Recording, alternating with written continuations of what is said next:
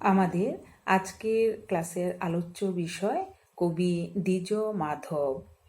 আমি আজকে তোমাদের সামনে কবি দ্বিজ মাধবের চণ্ডীমঙ্গল কাব্য রচনায় যে প্রতিভা, সেই প্রতিভা সম্পর্কে আলোচনা করব এবং এর পাশাপাশি কবিকঙ্কন মুকুন্দরাম চক্রবর্তীর সঙ্গে কবি দ্বিজ মাধবের একটি তুলনামূলক আলোচনা উপস্থাপন করব। প্রথমেই আমি চণ্ডীমঙ্গল কাব্যের কবি দ্বিজ মাধব সম্পর্কে আলোচনা করছি। চণ্ডীমঙ্গল কাব্যের অন্যতম প্রধান কবি হলেন কবি দ্বিজ মাধব বা মাধবাচার্য। তাঁর কাব্যের নাম শারদামঙ্গল বা শারদা চরিত। তিনি যে আত্মপরিচয় দিয়েছেন তা থেকে জানা যায় তার পিতার নাম পরাশর এবং তার জন্মস্থান ত্রিবেণীর নিকটে সপ্তগ্রামে। তবে তার কাব্য যেহেতু চট্টগ্রাম অঞ্চলে আবিষ্কৃত হয়েছে, সেহেতু অনেকে তাকে চট্টগ্রামের অধিবাসী বলে মনে করেন।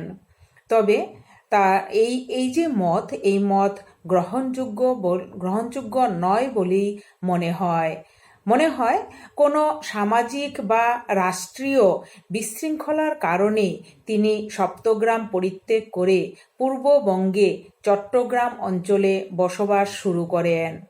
কবি তার কাব্যের রচনাকাল সম্পর্কে বলেছেন, ইন্দু বিন্দু বান শক নিয়োজিত দ্বিজ মাধব গায় শারদা চরিত।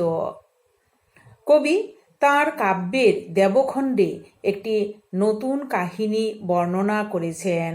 সেখানে দেখানো হয়েছে দেবী চণ্ডী মঙ্গল নামে এক অসুরকে বধ করেছেন। তাই কাব্যে কোথাও কোথাও তাকে মঙ্গলচণ্ডী বলা হয়েছে।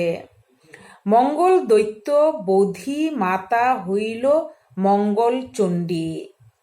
কাব্যের মধ্যে এই যে আমরা দ্বিজ মাধবের কাব্যটি আলোচনা করছি, এই কাব্যটি মঙ্গলচণ্ডীর গীত নামেও পরিচিত। চট্টগ্রাম অঞ্চলে কাব্যটি জাগরণ নামেও পরিচিত। যেহেতু 8 দিন ধরে রাত জেগে লোকে এই গান শুনত, তাই এই নামকরণ হয়েছে। দ্বিজ মাধব ছিলেন বস্তুনিষ্ঠ কবি। বাস্তবতার বর্ণনায় তিনি অসাধারণ কৃতিত্বের পরিচয় দিয়েছেন। যখন তিনি বেদ জীবনের কাহিনী বর্ণনা করেছেন, তখন তিনি অতি তুচ্ছ বস্তুকেও কিন্তু তিনি বাদ দেননি। কালকেতুর ঘরের বর্ণনা করার সময় ভেরান্ডার থাম, কুঁড়ে ঘর, ছেঁড়া কাঁথা, বাসি মাংসের পসরা, দুর্গন্ধযুক্ত পরিধেয় বস্ত্র কোনো কিছুই তাঁর দৃষ্টি এড়ায়নি।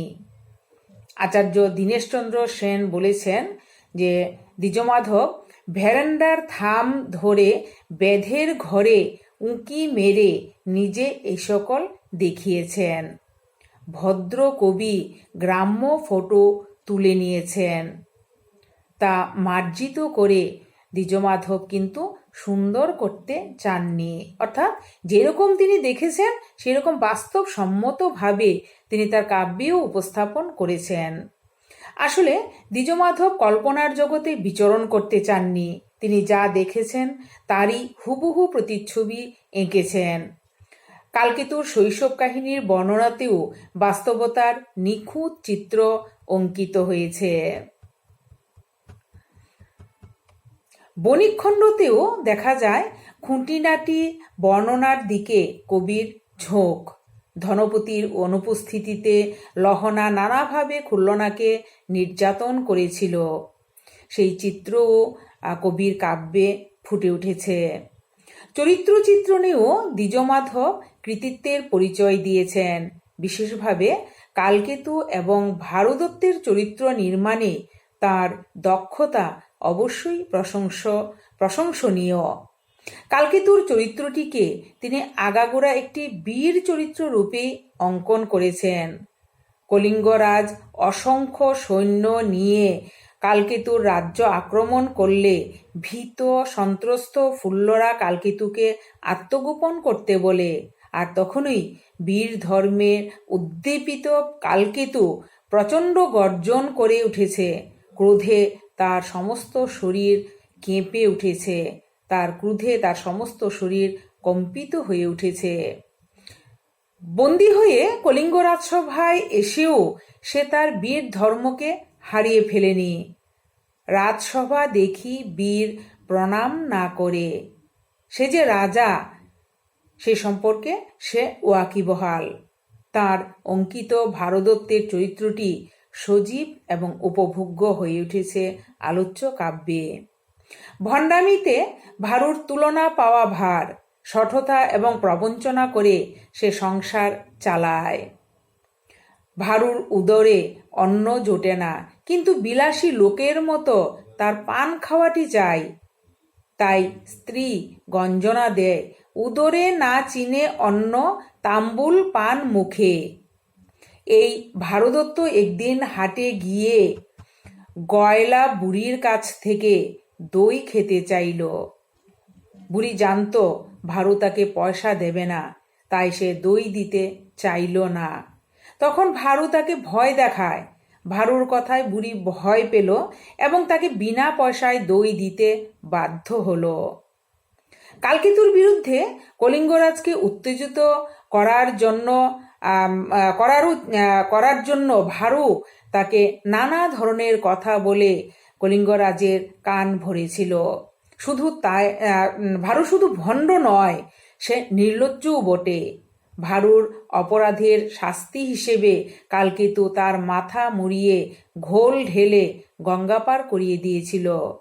কিন্তু গঙ্গা পারে গিয়ে সে সেখানকার লোকজনদের বলেছিল, মা গত হয়েছেন বলে গঙ্গা পার গিয়া মুড়াইয়াছি মাথা। দ্বিজ মাধবের দ্বারা ভারদত্তের এহেন চরিত্র চিত্রণ দেখে ডক্টর সুকুমার সেন বলেছেন, মাধব ভারদত্তকে একেবারে ভার করিয়া আঁকিয়াছেন। কবি দ্বিজ মাধব তার কাব্যের নাম বলেছেন সারদাচরিত বা সারদামঙ্গল। চট্টগ্রাম অঞ্চলে এটি সুকবি মাধবাচার্য বিরচিত জাগরণ নামক ব্রতকথা বা পাঁচালী জাতীয় গ্রন্থ রূপে বহুল প্রচলিত রয়েছে। মাধবের কাব্যপাঠে স্পষ্টতই বোঝা যায় যে কবিকঙ্কনের কাব্যের সঙ্গে তার পরিচয় ছিল না। কাজেই তিনি যে মুকুন্দ চক্রবর্তীর পূর্বেকার কবি, এই অনুমান যথার্থ হওয়ায় সম্ভব বলে আমাদের মনে হয়। সাধারণভাবে কাহিনীর দিক থেকে কবিকঙ্কনের কাব্যের সঙ্গে এর বিশেষ পার্থক্য নেই। এতেও তিনটি খণ্ড, দেবখণ্ড, আখেটিক খণ্ড এবং বণিক খণ্ড।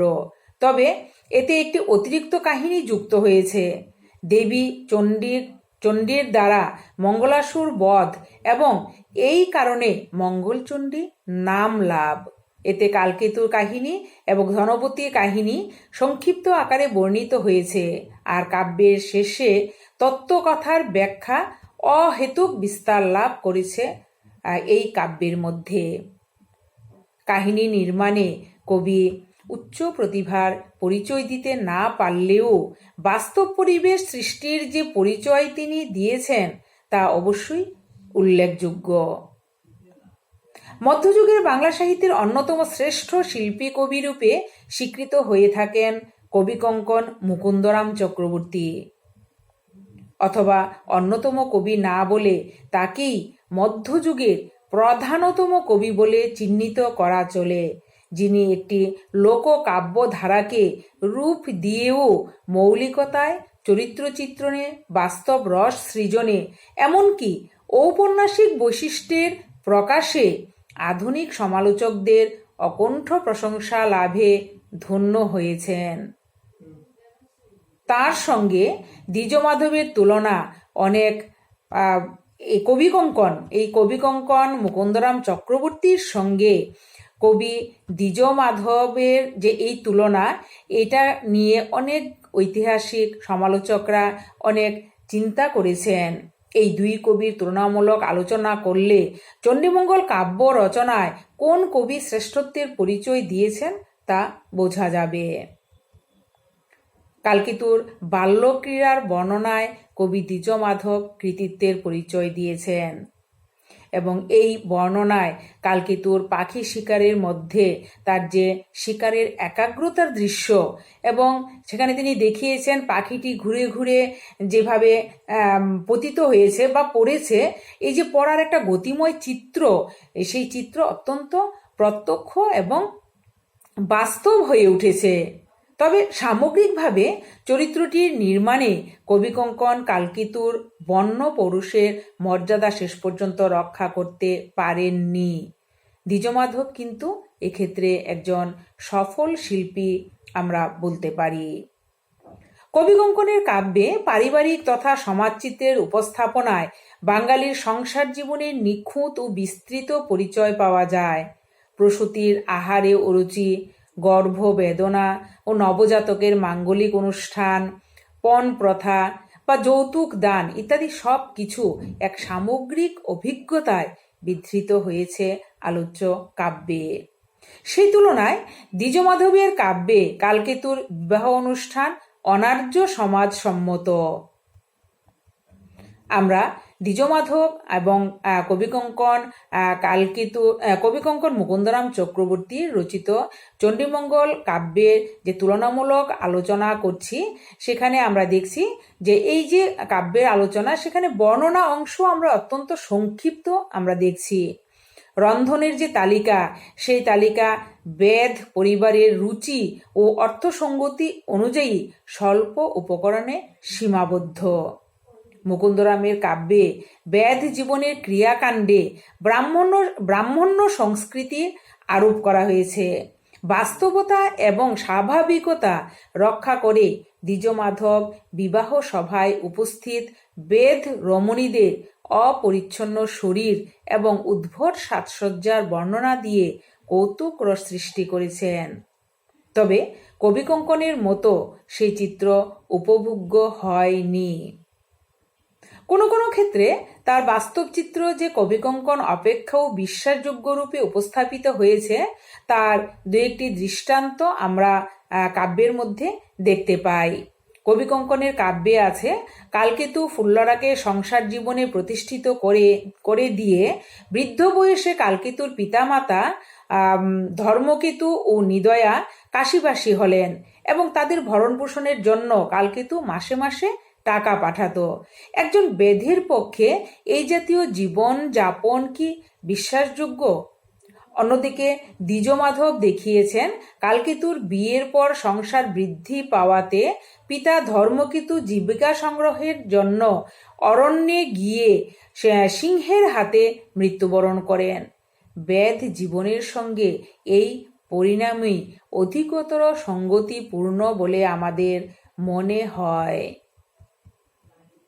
কবি দ্বিজমাধবের কাব্যের দেবী চণ্ডী মঙ্গলাসুর বধ করে তার রঙ্গিনী শক্তির পরিচয় দিয়েছেন। তিনি কলিঙ্গ কালকেতুর যুদ্ধে অংশগ্রহণ করেননি, কিন্তু মুকুন্দরামের কাব্যে চণ্ডী ডাকিনী যোগিনী সহ স্বয়ং অর্থাৎ সশরীরে যুদ্ধে অবতীর্ণা হয়ে তিনি কালকেতুকে শত্রুপক্ষের অস্ত্রক্ষেপ থেকে রক্ষা করেছেন। এদিক থেকে ভক্তের প্রতি তার করুণার মাহাত্ম্য বর্ণিত হয়েছে কাব্যে। ভারদত্ত চরিত্র সৃষ্টিতে উভয় কবি কৃতিত্ব দেখিয়েছেন, তবে পরিণতি দর্শনে কিছুটা পার্থক্য রয়েছে। দ্বিজমাধব দেখিয়েছেন ভারুর পেটে ভাত নেই, কিন্তু পান খেতে তার জুড়ি নেই। উদরে না চিনে অন্ন, তাম্বুল পান মুখে। সে যেমন স্বার্থপর ভণ্ড, তেমনি নির্লজ্জ। তাই কালকেতুর আদেশে তার মাথা মুড়িয়ে ঘোল ঢেলে গঙ্গা পার করে দেওয়া হলেও সে লোকেদের বলে বেড়ায়, গঙ্গা পারে গিয়া মুড়াইয়াছি মাথা। বিপরীতভাবে মুকুন্দরাম তার পরিণতি পরিদর্শনে রাজা কালকেতুর ক্ষমাশীল মনোভাব দেখিয়েছেন। পুরবাসীদের হাতে তার চূড়ান্ত লাঞ্ছনা দেখে কালকেতু শেষ পর্যন্ত তাকে ঘর বাড়ি ফিরিয়ে দিয়েছেন। কবি লিখেছেন, ভারুর লাঘবে বীর দুঃখ ভাবে বরি, কৃপা করি পুনর্বার দিল ঘর বাড়ি। তার ঘর বাড়ি ফিরিয়ে দিয়েছে কালকেতু। মুকুন্দরামের কাব্যে বাস্তবের সঙ্গে কল্পনার যে অপূর্ব সম্মিলন ঘটেছে, দ্বিজমাধবের কাব্যে তা একেবারেই ঘটেনি। তাই শৈল্পিক বিচারে কবিকঙ্কনের কাব্য শ্রেষ্ঠতর বলে আমাদের মনে হয়। অর্থাৎ কবি দ্বিজমাধব এবং কবি কঙ্কন মুকুন্দরাম চক্রবর্তী দুজনেই চণ্ডীমঙ্গল কাব্য রচনা করেছেন। দুজনের মধ্যেই কবি প্রতিভাও রয়েছে, কিন্তু তা সত্ত্বেও শৈল্পিক বিচারে কবি দ্বিজমাধবের কাব্য অপেক্ষা কবি কঙ্কন মুকুন্দরাম চক্রবর্তীর কাব্যকে শ্রেষ্ঠতর বলে, তুলনামূলক বিচারে শ্রেষ্ঠতর বলে আমাদের মনে হয়।